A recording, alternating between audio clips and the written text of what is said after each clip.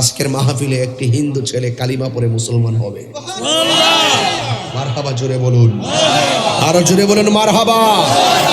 আমরা খুশি না বেজার? ছেলেটা কোথায়? এফিডেভিট করছো? কাগজ দো, কাগজ দো।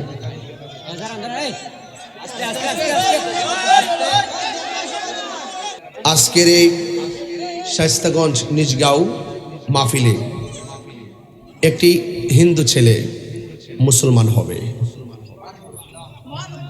মারহাবা বলেন।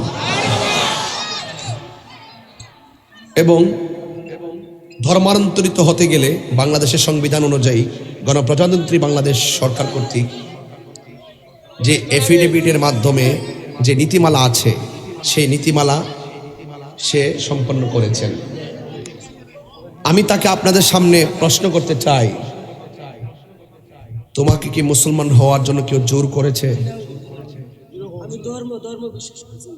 আচ্ছা, সে ইসলাম ধর্মটাকে বিশ্বাস করেছে, তাকে কেউ জোর করে নাই। সে বুঝতে পেরেছে যে ইসলামটা শান্তির। এদিকে আসো, এদিকে আসো।